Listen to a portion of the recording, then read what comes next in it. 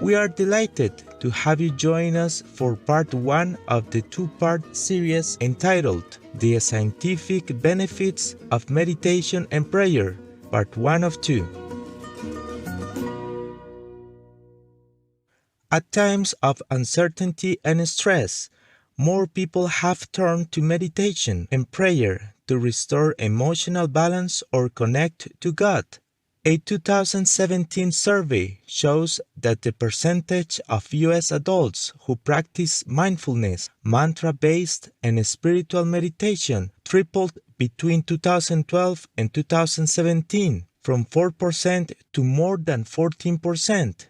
Half of the U.S. citizens prayed during the COVID pandemic in the past 3 years, and the world has also been praying for the people of Ukraine, or Ukraine, since the start of the Russian invasion. Despite their long histories, meditation and prayer have begun to transform into something scientific only in recent decades. Numerous studies emerge in the fields of psychology, behavioral medicine, and neurosciences, attesting to the visible benefits of meditation and mindfulness practices. Psychological and behavioral therapy are quick to identify the effectiveness of meditation and mindfulness. Meditation helps to decrease stress, improve concentration, reduce symptoms of depression and anxiety, lessen pain and insomnia, and generate a sense of happiness. Neuroscience, on the other hand, set out to explain the reasons. How can something as simple as holding a yoga posture or doing 20 minutes of sincere prayer achieve so many wonderful things? Is it possible to map meditation experiences in the brain? After she started to learn yoga, Dr. Sarah Lazar made meditation the topic of her first neuroscientific research. It is known that repeated activities such as juggling can change the brain. How about meditation? She wondered. In 2011, her team at Harvard Medical School found that meditation led to the thickening of regional brain gray matter. Her refined follow-up research shows that changes in the thickened areas of the brain mirror the psychological improvements of participants. The first study we did, we recruited a bunch of people from the Boston area, and these were not monks or meditation teachers. These were just average Joes who on average practice meditation about 30 or 40 minutes a day. And we put them in the scanner, and we compared them to a group of people who are demographically matched, but who don't meditate. And what we found is this, that there were indeed several regions of the brain that had more gray matter in the meditators compared to the controls. One of the regions I'm going to point out to you is here in the front of the brain. It's an area that's important for working memory and executive decision making. And what was interesting was that in this one region, the 50-year-old meditators had the same amount of cortex as the 25-year-olds, suggesting that meditation practice may actually slow down or prevent the natural age-related decline in cortical structure. Not only does meditation change the brain, so do prayers.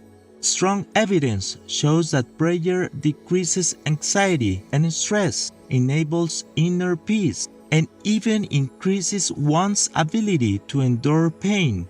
Sincere prayer is a type of mindfulness. Dr. Michael Bain, director of the Penn Program for Mindfulness, said mindfulness changes the neural connections in the brain. Mindfulness isn't just about relaxing. By changing the neural connections and activity in the brain, you actually change what happens in the whole body.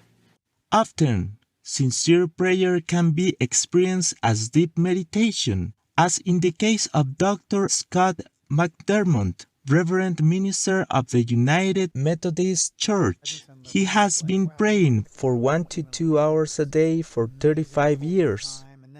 I begin at 5:30, he told Barbara Bradley Haggerty, an American journalist and author. My study is down in my basement. I have a recliner there.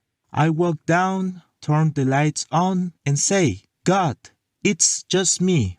I just want to spend some time with you. And I sit in that chair, and we began to have a conversation. At one time, Dr. McDermott saw fire dancing on his eyelids. I felt God said to me, "You be the oil, and I'll be the flame." Then I began to feel waves of the Spirit flow through my body. The experience echoes that of ancient saints. Miss Haggerty became curious about what a scientist had to say about this.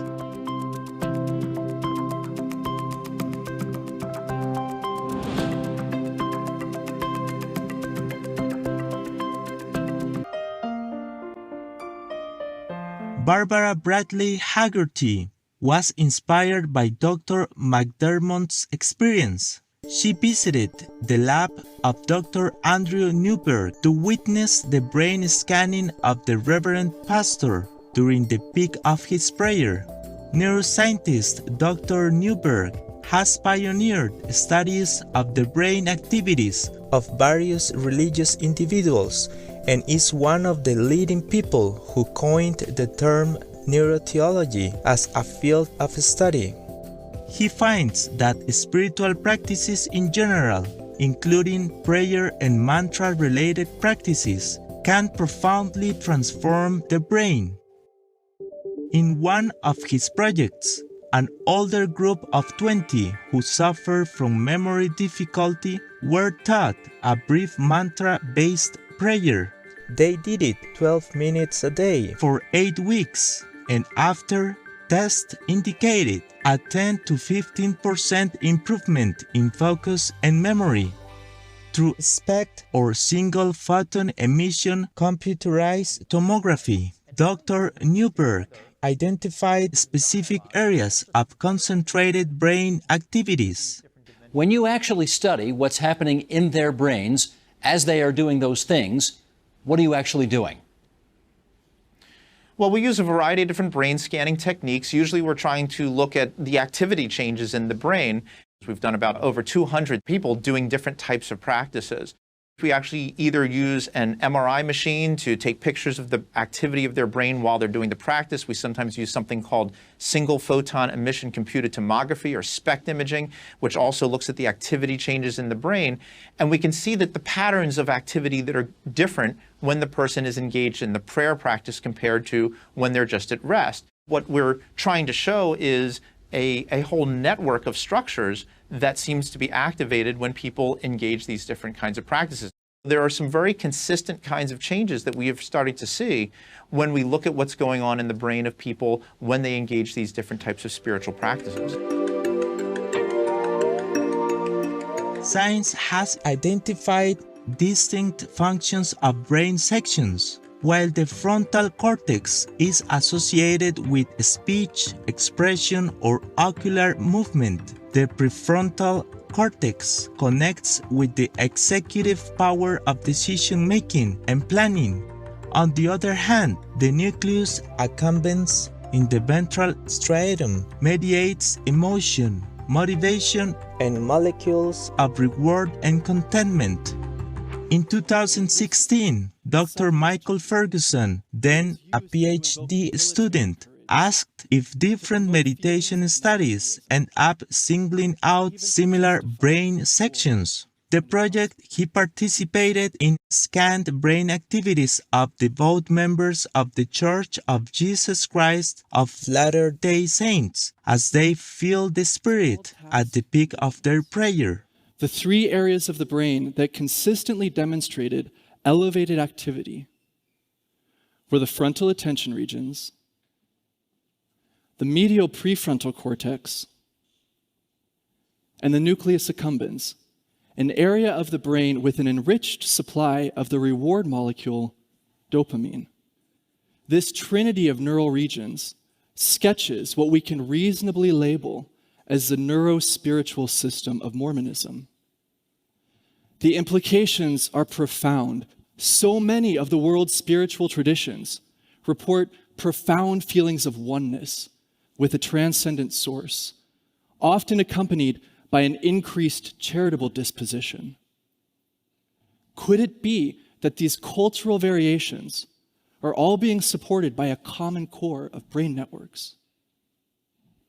For the first time in the history of contemplative philosophy and the sciences of the mind, we can answer these questions empirically by skillfully measuring brain activity with more temporal and spatial precision than we've ever been able to do.